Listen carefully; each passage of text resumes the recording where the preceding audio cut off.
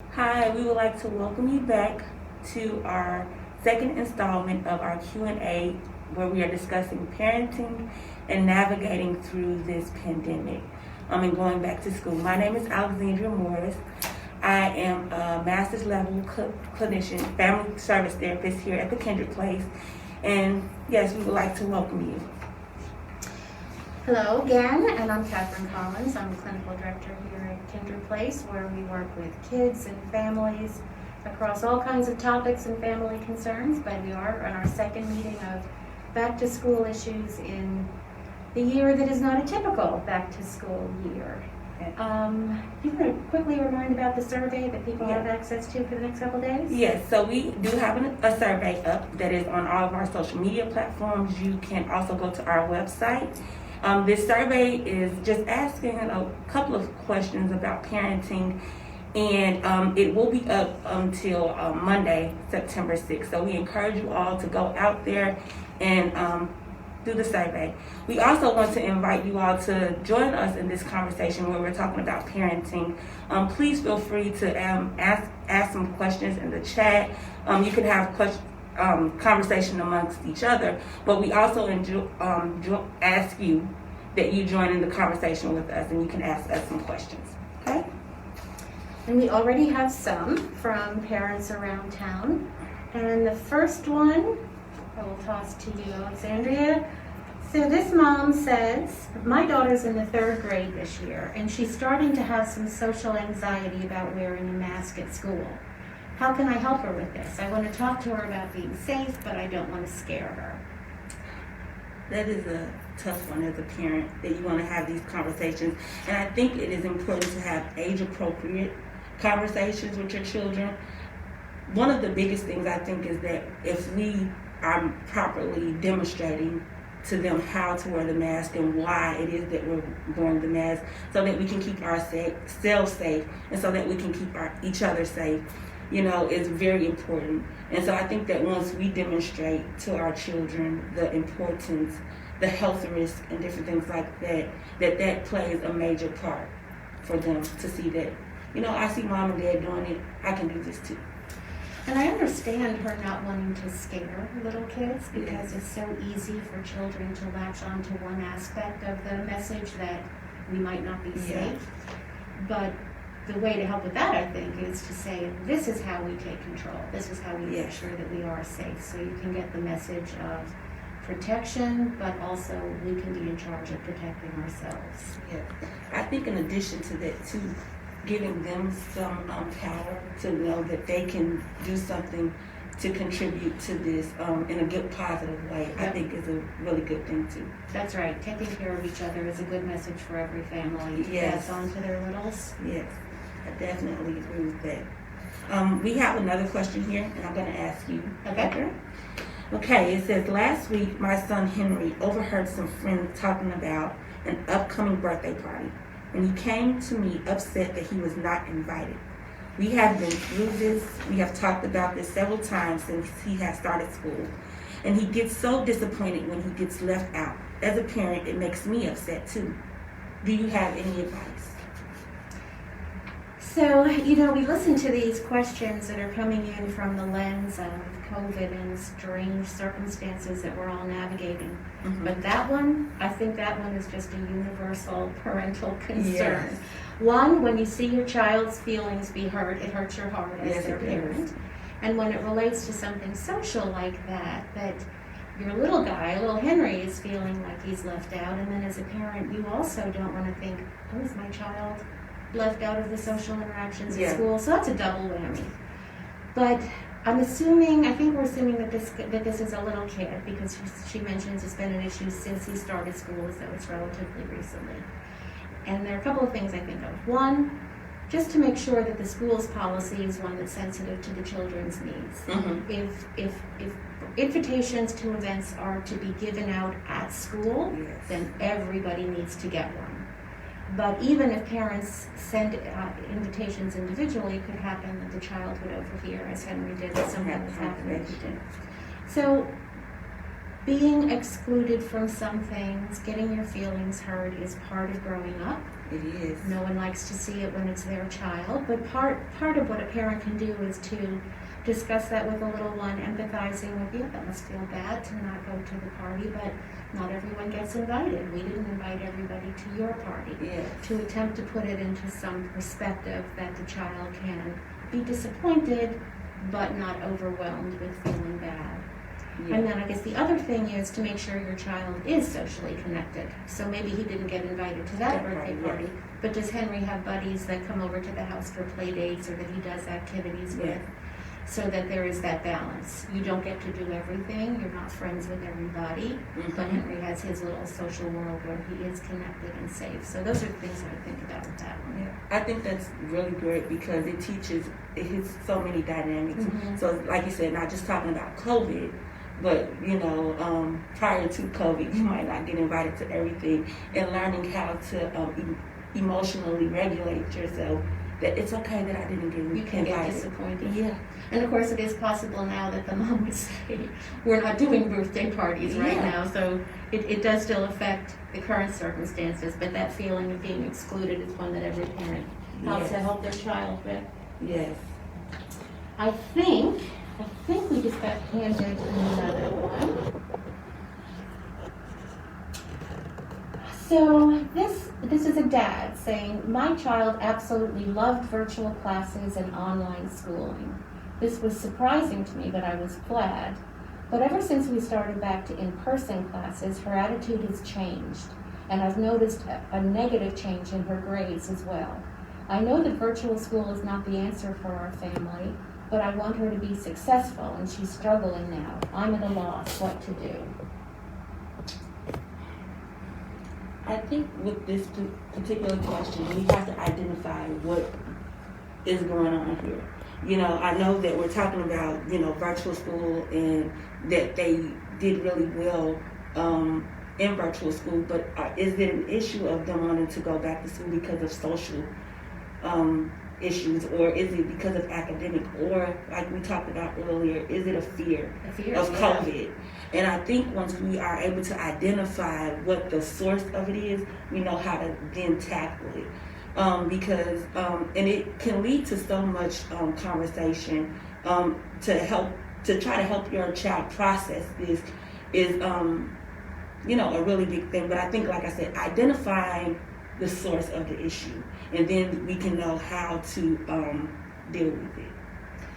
You're right, because sometimes we hear something from a child and we'll assume what the Yes. basis is, but maybe we're assuming it's an academic difference, and like you said, no, her reluctance is socially based. Yes. So getting more information is where the dad would start. Yes, I think also because the way the children are going to school now is a lot different than the way that they went to school prior. Now they are expected to wear masks. They are expected to social distance. I even have heard that they have seating charts at the school, and so it's different. Being social looks a lot different than it has looked previously. And so I think that if that's the issue, then again, going back to the other question that we talked about, how do we allowing our children to be social in other spaces may potentially help her to still be successful in school. So once a parent knows the issue that's concerning the child, then he'll be in a better position to help address it. I agree. And it could be one of many things. Yes. So we have another question here. My teen is having a hard time with rules around masks and social distancing, especially with friends. We've had discussions about how important both of these things are to keep everyone safe, himself included. But he often seems to want to do his own thing when it comes to safety precautions. How can I work with him on this? I think this is a really great question around, masks and everything. So how do you think, what are your thoughts about this? Well, it's true. These things, so many of them overlap. But one important consideration that's important in answering this question is, what is the age and the developmental level of the child? Yes. Because we were just talking about in the previous question, what if that little one had issues about masks at school, but we're assuming she's a younger child. Mhm. When you have a teenager, the dynamic shifts a little bit, because what a teenager should be doing is expressing their own opinion, even feeling strongly about those opinions, wanting to have a voice in decision making. And also, what's implicit in this is feeling that social issues are primary. A teenager's friends are the most important things there are. So there are a lot of pieces to this question. And I think it applies even to other issues when you're parenting a teen. He is entitled, he or she, entitled to his feelings, and really a parent must listen to what especially a teenage kid has to say about his feelings and priorities and wishes. On the other hand, he's still a kid and the parent makes the decision. So how do you balance if the parent is going to say, I'm requiring you to be safe and to take care of yourself, and still validating that they have these social issues? And I think that's the secret, to do both of those things, to let the child express what his concerns are, to acknowledge that you're right, it's really tough to have these barriers between you and your friends, and allow the kid to participate in the solution. Yes, most definitely. So there may be a compromise then. Yes. Maybe you must meet these requirements at Outside school. of the home, yes. But let's have your friends who we know are conscientious and safe come to the house and have a cookout in the back. Yes. So, and maybe that's even more important, to know that you're letting the child participate in the solution and hearing their concerns. That's even more important than what the specific solution is. I agree. Finding balance. I think even in this, it brings up healthy conversation of how to help our children to make decisions in the future as well. We're training them up so that they can make healthy decisions. And so I think it's important to, when we are presented with different issues, to give them a little leeway to do that. So it's more of a partnership with the teenager than it would be with an 8-year-old. Yes. Makes sense. And then obviously too, the teenager has a better understanding about sometimes making decisions. So I think that is great. We hope that they do. We want to help them with some training wheels along the way. But yes, we hope that they get to a place to make healthy ones. Yes, okay. So here's another question. Both of my kids are having difficult time transitioning back to the rhythms of in-person school after being used to virtual and hybrid school. They seem much more tired than usual. And one teacher told me they're having a tough time concentrating. Kids have had to deal with a lot of change over the past year. What can I do as a parent to make this smoother? Even if I don't have control over things like in-person versus virtual school. So yeah, this is a question from Rose from Kindred. So I'm thinking, Alexandria, I'm going to toss this one back to you. You've got little ones who have been dealing with these very issues. You had back to school in your family, and you know how exhausting it can be to get into new structures and routines, and emotionally it's been rough. What's your feeling about that? About dealing with the tiredness that comes from kids making all the adjustments they have? How are you handling that with the girls? So, for me, it is a difficult thing, and I think embracing it is one of the biggest things, and just kind of accepting what is and adjusting.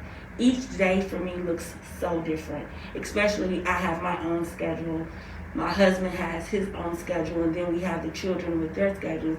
Each day is very different, and so for me, I've just learned to be in a space of accepting what it is and just making those different adjustments. Some days they're tired than usual, and then, just allowing them to just go to sleep, and some days, they're kind of wanting to be a little bit more active, and so, okay, let's be active. And so each day, like I said, it looks very different, but really trusting them as little people, that they know what is going on with themselves, and just being there to support them throughout this process.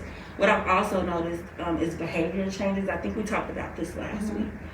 And because we have to realize as parents that this thing has impacted our children just as much as it has impacted us. And they don't always, especially with smaller children, they don't always know the words to put with it. Right. And so just being patient and understanding of this situation for them as well has been a big thing for me. And I guess more specifically as it relates to school, it's just been a thing of, again, just adjusting with each day.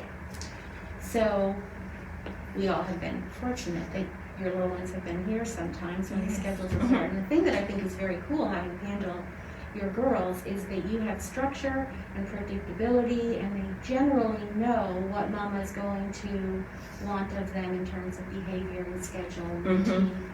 But you also make plenty of exceptions. I guess that's what you're talking about. You let them communicate to you what they need in that moment, and that takes precedence over what would typically be the structure. Yes. Are they tired or more? Do they?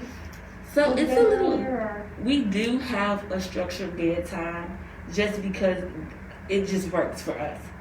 Some people I know it doesn't work all the time, but for us it works to have them on a scheduled bedtime, that consistency, so that they wake up in the morning and they're, because you know how little people are when they're sleepy.